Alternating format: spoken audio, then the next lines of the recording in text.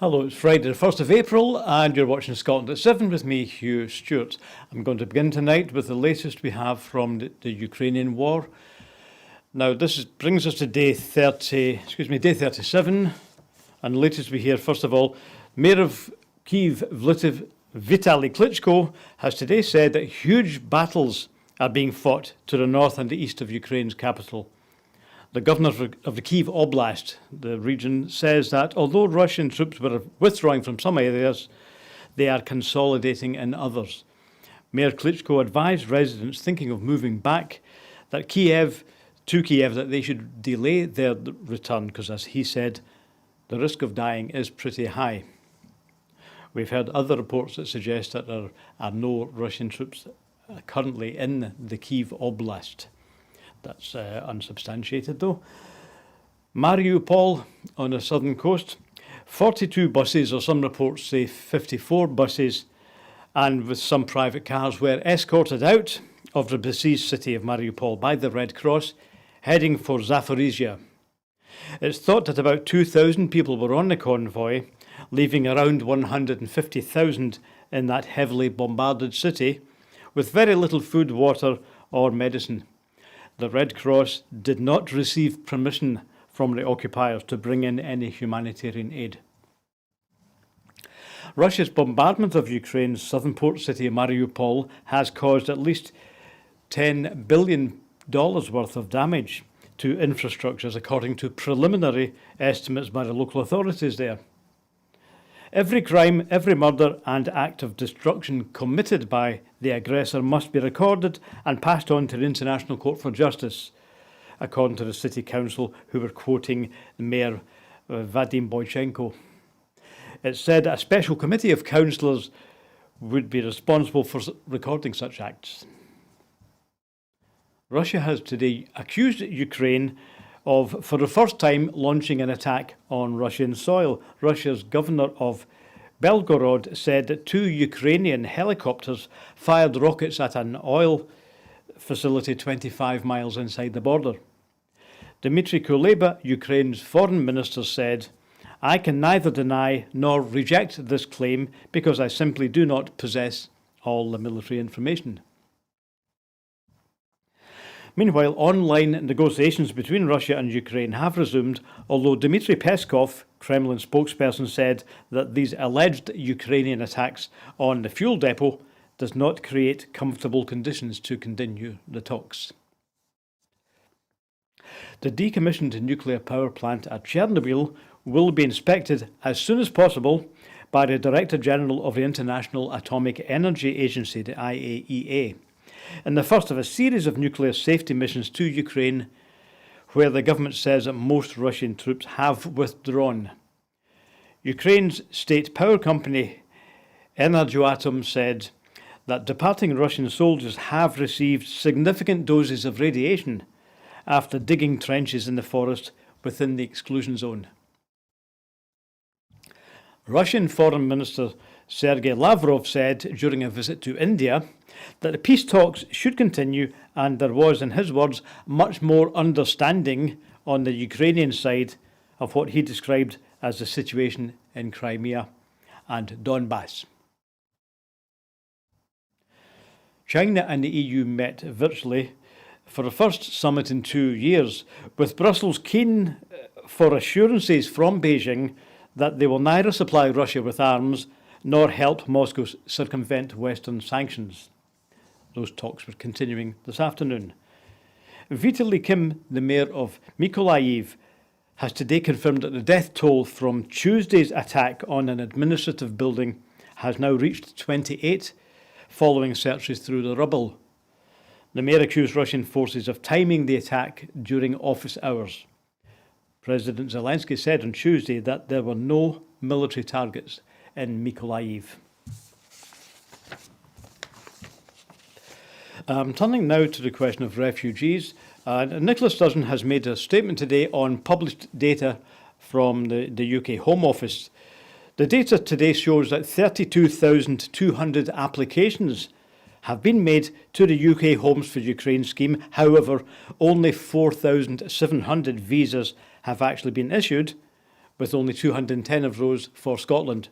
The First Minister, Nicola Sturgeon, said, "Our Warm Scottish Welcome programme stands ready to support people fleeing the illegal war in Ukraine and to provide a place of safety. However, the latest figures show that the number of visas granted is woefully small." 2 weeks on from the opening of the Homes for Ukraine scheme, the process of translating applications into visas is unacceptably slow. There are well over 3 million displaced Ukrainians. A few hundred visas just isn't good enough. The UK government is letting the people of Ukraine down, and also letting down the people across Scotland who have opened their homes. The First Minister went on to say there's a clear and urgent need to speed up the processing of applications and granting of visas. It's essential that the UK government addresses these lengthy delays to provide rapid support to those in need. In the midst of the harrowing conflict, it's neither reasonable nor morally acceptable to expect people fleeing a brutal invasion to go through the bureaucratic processes being put in their way and to wait weeks before being given a visa. We have called for the need for visas to be waived so that displaced people could immediately reach a place of safety, just as our European neighbours have done. The UK government could still do that. It would solve the delays immediately and allow people to reach the UK and find the safety and support which they need.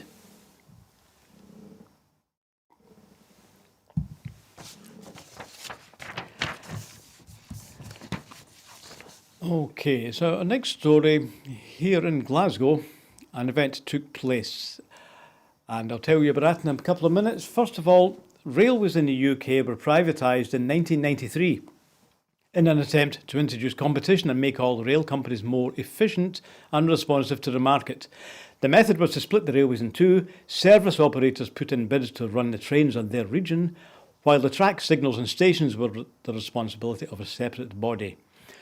This model never worked, and today, although the rail track remains controlled by Network Rail in London, ScotRail is now part of ScotRail Trains Limited, which is a new public body run by the Scottish Government. The official launch took place today, and we were there with our cameras. I'm here at Queen Street Station in Glasgow, where the First Minister is marking the renationalisation of ScotRail, a manifesto commitment and a demand of the Scottish rail unions. Today, that commitment will be put into effect.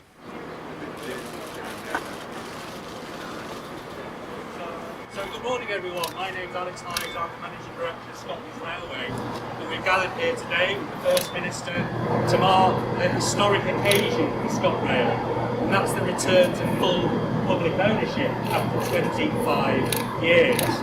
And I'd like to say a huge thank you to everyone in Scottish Government, Transport Scotland, ScotRail and Network Rail for working literally into the early hours of this morning to make sure that the transition happened smoothly.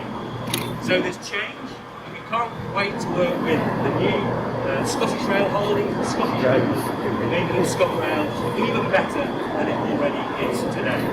Some things won't change, which is the commitment of our people, the commitment to listening to our customers, the commitment to invest in our railway, to decarbonise our railway, to continue electrifying lines, rolling out new electric trains, building new railway lines, building new railway stations. That's not going to change.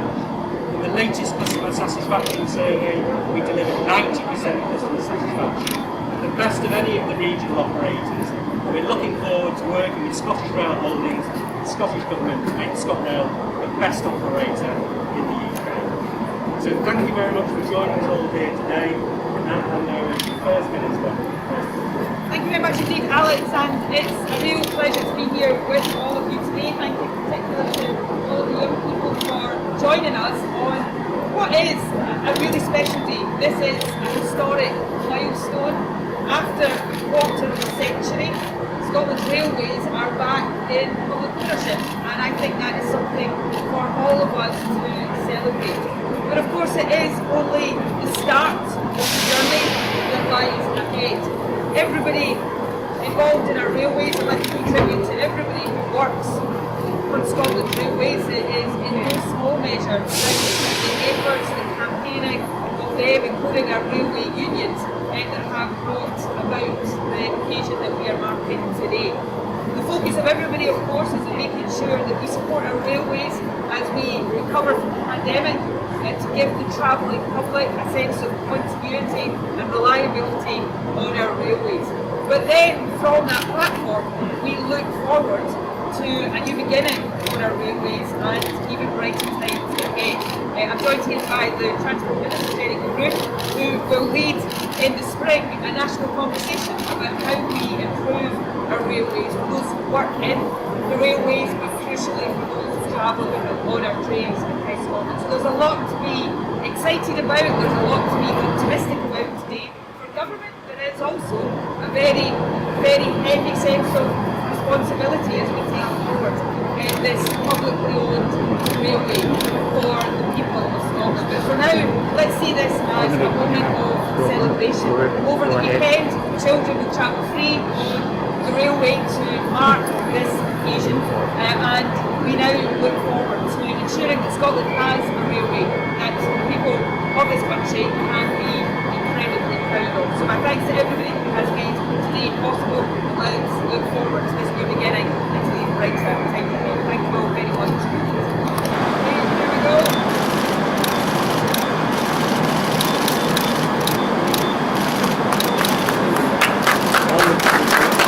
I'm with Alex Hines now, the Managing Director for Scotland Railways. So Alex, is this a day you've been looking forward to for some time? I have. This is a really historic moment. We're returning ScotRail to full public ownership after 25 years in the private sector. So it's a big moment for us, and it was brilliant to welcome the First Minister here this morning to mark the occasion. Now, so far, of course, people have been saying there won't be any change to services, but over the next year or two, what do you think passengers will see improving?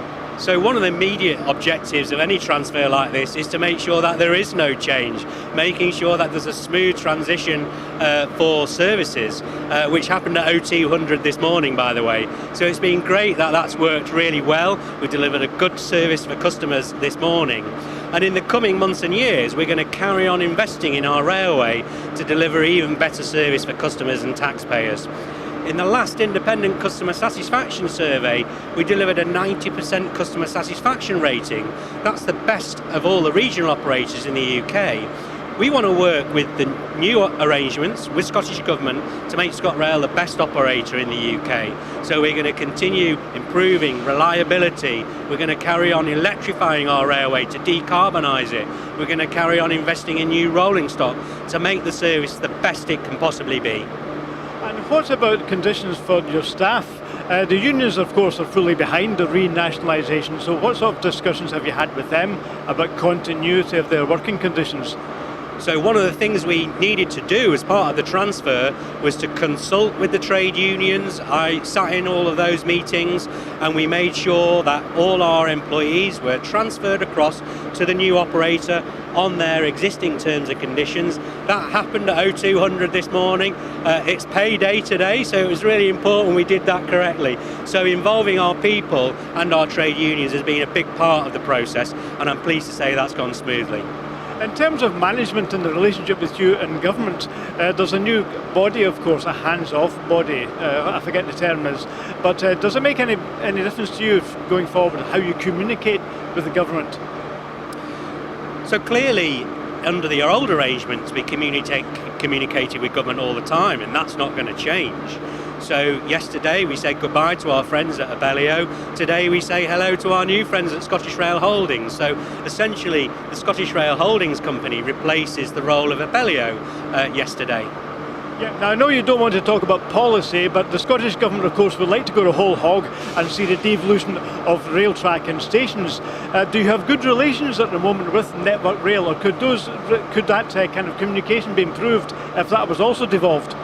Well, we have exceptionally good relationships with Network Rail because I'm the Managing Director of both ScotRail and Network Rail in Scotland, and we operate ScotRail through what's called an alliance. We believe that railways operate better when track and train works together, and that's what me and my team do. Right, Alex Hines, thank you for talking to us this morning, and good luck with the new venture. Thank you very much. Thank you. Jenny Gilruth, Transport Minister, how pleased are you that the Scottish Government's been able to deliver a manifesto commitment to renationalise the railways within a year of being elected? Yeah, very, very pleased on the delivery of this manifesto commitment. Obviously, it was a commitment that we undertook to deliver, and it's fantastic news, I think, for Scotland's Railway, having Scotland's Railway now in public ownership. There will come with that a level of accountability, of course, to government, but I'm looking forward to that and delivering, I think, for the people of Scotland, an improved service on our railways. Should it be easy to manage the railway or more difficult, do you think, cutting out Abellio? Does that take away one layer of management, and also does it keep more resources within the rail system? I think it does. I think it should be easier, but it also brings with it that accountability that I spoke to. So I expect to be accountable to Parliament and also to the Parliamentary Committee. But equally, there's a level of accountability to the public now from our railways in terms of the delivery of services. And I think we need to have a more responsive approach to how we deliver services, and where we need to put in extra carriages, for example, we need to do that on a more quickly perhaps than may have happened in the past, and respond to passenger demand. And we know that passenger demand is way down in comparison to where it was prior to the pandemic. So there's also something in us encouraging people back onto our railways, which is why, for example, this weekend we are offering free travel for children across this weekend to mark ScotRail's move into public ownership. Right, so you want to get people back onto trains. Now, what about plans to increase the train network, which of course is a reserve matter? What progress can you anticipate on devolving the rest of the train system, track and stations? Well, of course, we want to see a full devolution of all railway powers, and at this moment in time that's not the case, but we would like to see all of the powers that are associated with the railway in Scotland's hands. In terms of the progress on that, you will be well cited on our relationship with the UK Government and their views on this, and indeed we made a contribution to the white paper consultation. Unfortunately, the views of the Scottish Government were not taken on board, so unfortunately no progress on that thus far. However, you'll also be aware of our manifesto commitment to hold an independence referendum next year, so we'll be pushing ahead with those plans and the full devolution of railway powers to the Parliament when, of course, we become independent again. Yes, of course. Now, whether that happens or not, in the meantime, are you anticipating more stations and an increased mileage on the train network? Yes, well, we're already opening a number of new stations. We have Reston, we also have Leven and Cameron Bridge in my own constituency, which is really exciting, and we've seen previous investments in the borders. So yes, we're looking at how we might be able to better support that infrastructure, and I think we need to be cognizant too that, of course, in the 1960s, through the beaching cuts, a number of communities across the country were disconnected from the railway network, and that has left generational gaps in our railway provision. So we need to look at how we plug those gaps with the limited resources, of course, that we currently have as a devolved government. And how about consultation with the railway unions? Have they been on board during this process as you've moved towards today's date? So I've had really positive conversations with the railway unions since my appointment in February. I've met with them on a number of occasions as a group and then individually to hear from them where some of their concerns are. The railway unions, of course, want to make public ownership of Scotland's railways work. They campaigned for it, and we are now delivering with it. So we'll deliver in unison with them, listening to their requirements, I suppose, and their kind of views in terms of how we take forward Scotland's railways. But the other important thing to say is that we're having a national conversation on Scotland's railways, so it's really important too that we hear from the public about their views on how we can improve and where we need to do better. And I'm really looking forward to that conversation kicking off later this year. OK, so that was Jenny Gilruth, the Transport Minister, and before that I spoke to Alex Hines, who's the Managing Director of ScotRail. So it's interesting that the Minister said there that in a sense it's kind of irrelevant whether there's any further devolution of rail, because if Scotland votes for independence, then it's obviously going to be Scotland's responsibility anyway. So having delivered on one manifesto commitment to re-nationalise railway after 25 years, the Minister, Jenny Gilruth, also said there is another manifesto commitment to hold a referendum on independence by 2023. OK, so obviously it was very noisy there, so I know you had difficulty hearing the First Minister's comments earlier on, but Queen Street's a busy station, but I'm sure you could hear the interviews. OK, so let's move on to our next story, still on transport. We're going to look again at the P&O illegal sackings. The Insolvency Service, it has initiated both formal criminal and civil investigations into the circumstances of last month's 786 shock redundancies, after making inquiries at the request of the UK Government. The move was confirmed in a letter to Business Secretary Kwasi Kwarteng, who tweeted that he and Transport Secretary Grant Shapps would continue to follow this matter closely as the investigations progress. The TUC General Secretary Francis O'Grady said the probe must not shy away from serious sanctions and big financial penalties. She added, P&O must not be allowed to get away with its scandalous and unlawful treatment of staff. Firms who behave like corporate gangsters deserve far more than a slap on the wrist. Meanwhile, Mick Lynch, the RMT union's General Secretary, said, "This is long overdue but now gives clear grounds to detain P&O's ships while the criminal and civil investigations are completed and justice is delivered for our members in face of this corporate hostility." Most P&O sailings are suspended still. The Maritime and Coast Guard Agency has detained 2 of its ferries, the Prince of Kent, which sails between Dover and Calais, and the European Causeway is held in Larne. That ship normally operates the Northern Ireland to Cairnryan route. Now turning to energy bills. Yesterday, many people tried to send in gas and electricity meter readings to avoid the lifting of the price cap today, but several energy companies could not handle the number of readings coming in and their websites crashed. The average household dual fuel tariff jumped overnight from £1,278 a year to £1,971 as the energy regulator raised the price cap by 54% on bills to reflect the sky-high wholesale gas prices. Households are being hit by a tsunami of price increases with council tax, VAT on hospitality, VAT on broadband and phone bills all increasing, while general inflation reached a 40-year high. As snow fell in many parts of Britain, many families are switching off the heating or disconnecting their broadband. Earlier this afternoon, I spoke to Marion Fellows MP for Motherwell and Wishaw about the cost of living crisis. Well, hello, Marion. Now, on the fuel crisis, cost of living crisis, what are your constituents telling you? Is this the most important thing they're concerned about these days? Yes, it definitely is the most important thing. People are struggling already after the pandemic, and with the increase in energy costs and the actual cost of just going out and buying a weekly shop, they're really starting to struggle. Yeah, prices are going up across the board, of course. We've got food price increases, and of course, everybody knows today, April the 1st, is in fact the day when the price cap on electricity and gas bills is lifted. So we could actually see something like 54% increases in people's bills, which had been going up already. Now, we've heard during the week, in fact, Ian Blackford was talking about the fact that people sometimes are saying to themselves, can I actually afford to heat? People are going for cold food because it means they won't have to heat it. Do you recognise that in Motherwell, Wishaw, are people having those really difficult choices? Yes, and I've been recently to the local food bank in Wishaw, and I know that people are struggling. People who've never, ever in their lives had to go to a food bank are turning up because either they've lost their job or simply the benefits they're getting just aren't enough to feed their families. And of course, you've got things like the benefits cap, you've got the 2-child limit, all of these absolutely abominable Tory things that really go out their way practically to make things even more difficult than they should be.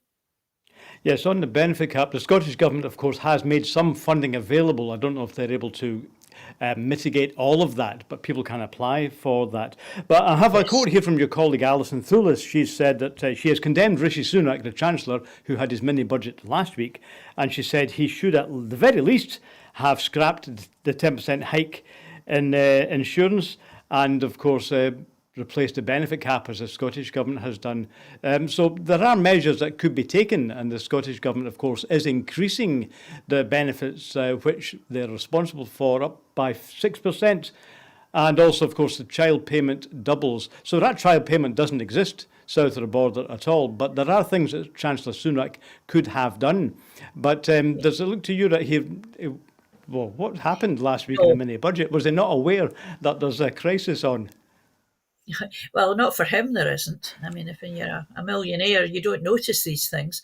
And he's made choices that are more aligned to the Tories trying to get re-elected whenever they decide to call the general election.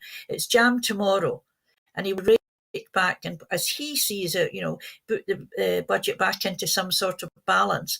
But he started this hike of real difficult, real cuts when he cut the £20 additional universal credit money. He just said, that's it, pandemic over, not realising that people were relying on that extra £1,000 a year.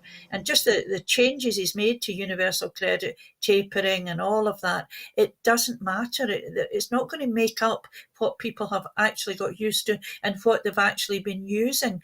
And that was before inflation really started to get into almost, we're way up about, 8-9% now?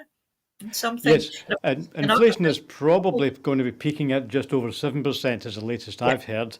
So the good news is it's probably not going to continue at that high level, but certainly inflation is higher than it was. For years we had zero inflation, but it's definitely back. Now, on the point you just made about Rishi Sunak, Chancellor Sunak's decisions last week, the government, the UK government has, of course, sold that as a tax-cutting budget. And as Alison Thull's pointed out, for many people, for many working people, taxes have actually gone up. But it's not just that, but when you include previously announced taxes, I read today from Reuters that the tax cuts that the Chancellor announced last week were only 1/6 of tax increases previously announced. In other words, a tax-cutting Chancellor has increased taxes by 6 times more than he's reduced them. So, I mean, how can they get away with saying that was a tax-cutting budget? I think they get away with things because the media just print what they tell them. In the main, the lots of media folk believe that what the Tory government's saying is the absolute truth. They don't see beyond the headline figures. They don't see beyond what he's telling them. But actually, it's when you go through the budget in detail, the way Alison does, you realise that what he's done is increased everything. And it's not just what Sunak has done. It's the fact that, yes, they blame all the price increases on global matters. And a lot of that, what they're saying in that is true. But they're doing nothing particularly to mitigate these things. So when you talk about 6%, 7% inflation, it doesn't take into account the fact that basic pasta has tripled in some cases, doubled in most cases in price. And if that's all you can afford to live on, then that's 100% inflation for you, not just 7 or 8. Absolutely, yes. So there's a difference between the kind of prices that the things that maybe Rishi Sunak spends his money on and what an average citizen in your constituency spends their money on. I noticed today that Rishi Sunak's own popularity has taken a beating. It wasn't very high to start with, but over the UK-wide, he was apparently a month ago on -5. That's quite good. In other words, the number of people who thought he was doing a good job was slightly lower than those who thought he was doing a bad job. So that's not unusual for governments. But from -5 is now gone down to -15 from last week's budget. Those are UK figures, by the way. I think the figures in Scotland are probably even lower than that. So is that the last we're going to hear of Rishi Sunak? Has he had his brief period in the sun, do you think? Well, who knows? Because Partygate's still there in the background, and it may be, who knows, that something will happen and Boris Johnson will have to resign, or more likely, the backbenchers will say he has to go and he'll go. And then they'll be casting around for someone else. But I think he's no longer as well-flavoured, no longer as popular with his Tory peers because he has been getting a bit of bashing in the press. He's out of touch with real people. He's out of touch with how real people live. And that's the basis on which I think his popularity has completely fallen. Borrowing someone else's less posh car to fill up as a publicity stunt didn't go down well, did it? And of course, I don't want to make this all about Chancellor Sunak, but the other issue that he was given a hard time with last week was, of course, his wife's investments in Russia. So people were asking, well, why are those not included in the sanctions? Now, I just wanted to know if you could clear up one thing. He said, that's nothing to do with me. My wife's affairs are not my business. She should be kept out of this. Is that usually the way it goes with the ministerial code if the spouse has financial interests? Well, I suppose it's fair enough to say that, I remember John Bercow, who wasn't a minister, but the old former speakers, there was a pro-Europe sticker in his wife's car. And as he said, I'm not responsible for my wife's politics. I think it's the look entirely of whether it actually, there's a lot of things that you can do that are within the codes of all kinds, but just don't smell right. And I think that is where he is, I think, with his wife's investments in Russia. And of course, he married a very rich woman, and he's now Chancellor. So he has to take responsibility for what his family and what his father-in-law and his wife invest in as well. Yes, he's maybe had a bit of an easy ride because, of course, the papers were congratulating him for his response to COVID. So this year, reality is biting. So let's go back to reality for ordinary people in Scotland. So Ian Blackford has said today that the energy price hike will deliver a devastating body blow to millions of households across the UK who are already on the ropes due to the spiralling Tory cost of living crisis. And he says, rather than heeding the warnings and bringing forward real support, the Chancellor and the Prime Minister have instead turned their backs on people and left them out in the cold. Now, in the long run, how is this going to prepare the Tories for the election, assuming they have one in 2024 and assuming Scotland is still part of the UK at that time? How is this going to help the Tories hang on to those working class seats in the north of England? Well, I don't think that they've thought this out properly, because there are differences and people are starting to feel they're still playing on that if you have a job, then you're better off than you are on benefits. But that's not necessarily true if you're on a low-paid job. And I think they may well be cutting their losses and trying to find enough seats overall, but maybe they can get by with a majority of one.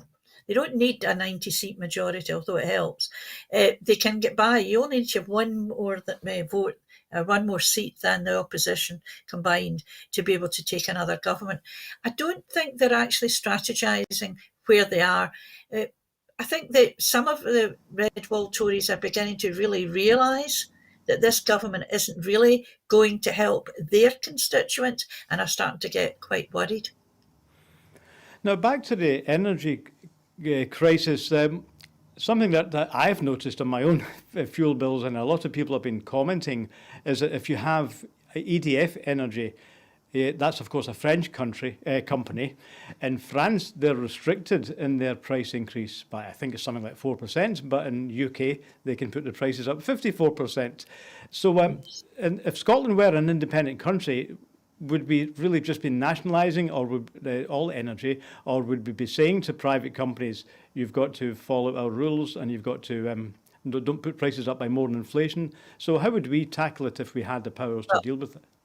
I can't speak for a future Scottish government, but I think the flavour of what we're doing just now is that we want to help people when they are in crisis, when they are in need. You mentioned the child payment recently. There's nothing like that down south. And the fact that the Scottish government has already doubled the increase in their benefits compared to the ones for the UK as a whole. And I think it would be almost unbelievable if an independent Scottish government didn't look after the folk that live in Scotland, and that would include them pegging things like the amounts that energy bills could rise. As I say, I can't actually speak for them because I'm not part of the Scottish government at the moment, nor do I expect to be a part of any future independent Scottish government. But going on past records and the way that we want to treat folk in Scotland, definitely there would be more help. We'd be more like France and less like Boris Johnson's England and UK.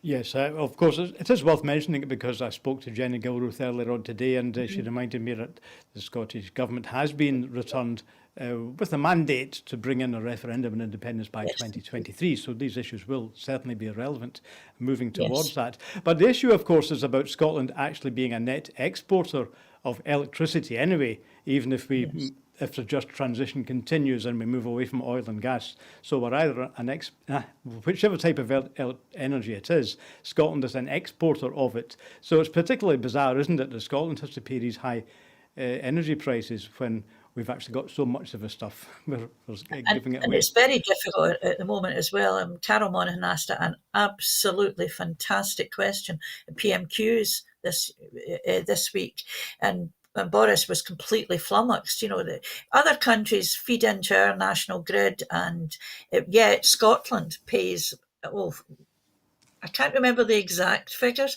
but where it's maybe £3 or £4 for France to feed into the national grid, it costs about, I think it's about twice as much, minimum twice as much for Scottish energy to be fed into the UK national grid, and it just seems bizarre.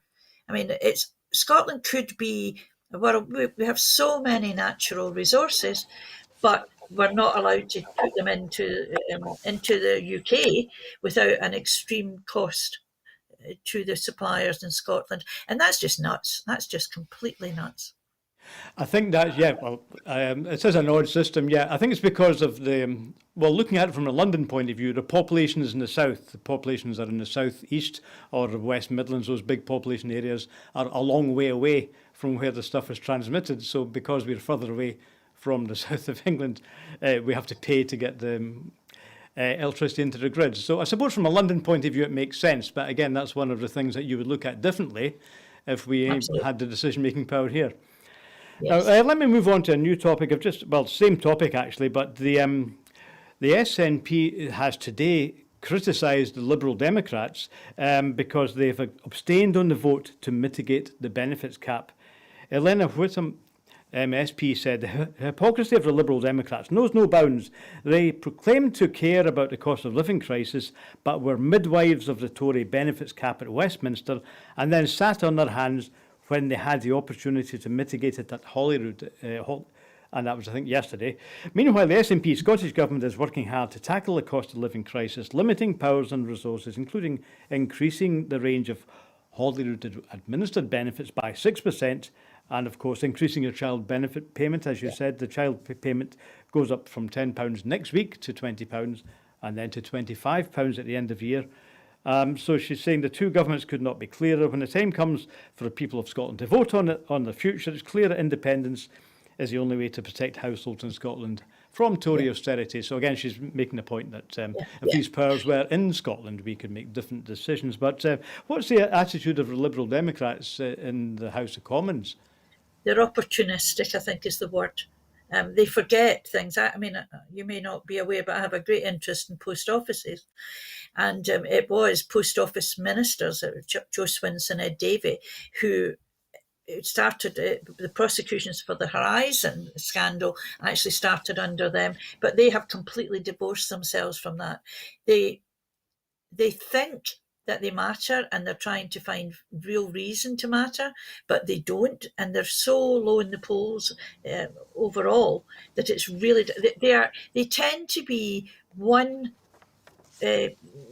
campaign party, and they turn on, and that's how they get people in the elections, but they don't have they behave differently in the UK Parliament as to what they do in the Scottish Parliament. And it's really ridiculous. I mean, I think they did vote against no one voted against the uprating, because if you voted against the uprating that the Tories proposed, and enough people did, it wouldn't have happened at all in England and Wales or across the UK for the UK benefits. So they didn't vote against, but where in Scotland they think they'll make a difference, they're voting against sensible measures just because it's the SNP. They really seem to have a real hatred of what we do and a real misunderstanding of what Scotland's people want. Yep. So, well, we've gone over the main points then. So just to summarise, what we've been discussing with Marion Fellows is that the Chancellor's budget last week seemed to take almost no account at all of the cost of living crisis. In fact, all he said was, we've already given you £200, and that's it, really. The SNP has been pointing out that there are measures that could be taken, and we've reminded you what those are, particularly the Scottish child payment. The benefits which the Scottish Government is responsible for have gone up 6%, all the various benefits. And that includes the disability benefit, of course. So how is that working in your constituency? Are people receiving the new disability benefits? Have you had any feedback of how well that's being received? It's supposed to be delivered with respect, isn't it? Yes, it's fairness, dignity and respect. And can I just say that it's not been piloted here yet, but interestingly, I've had email today and talking about cost of living. And if you're disabled, it already costs you more to live every month, and that's well advertised. But today I had an email that mentioned things like, how am I going to pay more at the price of electricity now to do simple things like charge up my electric wheelchair, run my stair lift, all of these things that you don't think about. These are additional terrible additional costs for actually being disabled. And if they're getting DLA, which is the one, disability living allowance, personal independence payment, then they're only going to get 3% additional, and that won't even cover charging a wheelchair for more than a day, the additional cost. So it's appalling, and it's really going to be very, very, very difficult for people with disabilities and families that have someone with a disability in it, because families with anyone who's disabled tend to also have children who are more in poverty.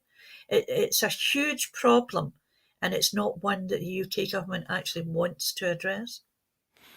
Yes, so again, as Alison Thulis said, under Westminster control, the UK already has the worst poverty levels and the worst inequality in Northwest Europe. She's comparing us to the other advanced, the other better off European countries. So inequality has been widening over several years now, and we also have the highest in-work poverty. So really it's an austerity Tory government, and that's it. That's reality, isn't it? It's not a tax-cutting government, it's a poverty government, isn't it?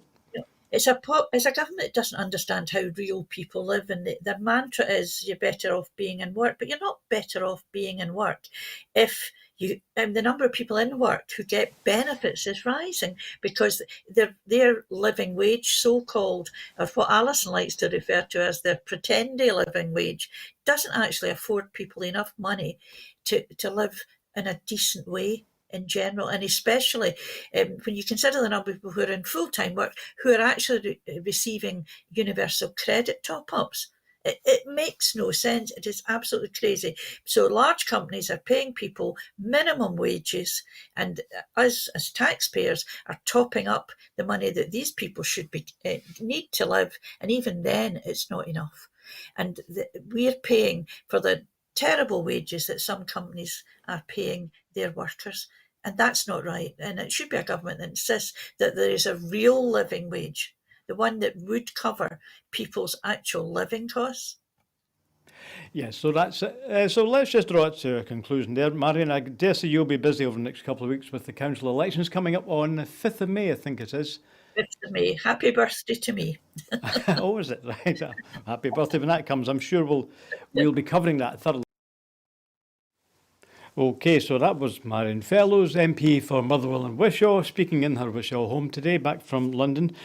Now, as Marion reminded me, the new Scottish disability payments are being gradually rolled out, so they will go over the whole country, I think, towards the end of this year, but one or two areas are trialling them at the moment. Another point that Marion made is that we haven't forgotten about Partygate. Remember a couple of months ago, people were wondering if Boris Johnson was going to be forced to resign. Then other events pushed that off the front pages. Well, we've been hearing rumours from various sources that the Conservative MPs who are moving against Boris Johnson still haven't forgiven and forgotten. So let's see what happens over the next few weeks, because today we hear that officials working for the UK government in London have begun receiving fines for attending Downing Street parties during the COVID lockdown period. The Metropolitan Police say that these are the first tranche of fines for events which are the easiest to investigate, because mainly the partygoers admitted being there. So other parties have yet to be investigated more thoroughly. So far, there's no word on how close the Met is to issuing a potential fine to Prime Minister Boris Johnson.